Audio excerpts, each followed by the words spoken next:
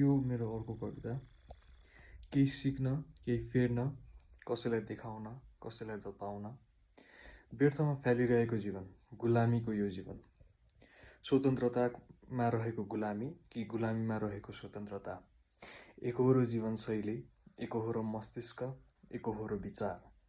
कहिले पीडादायी तर कहिले आशीर्वाद। देख्नु कसैलाई, भोग्नु कसको लागि?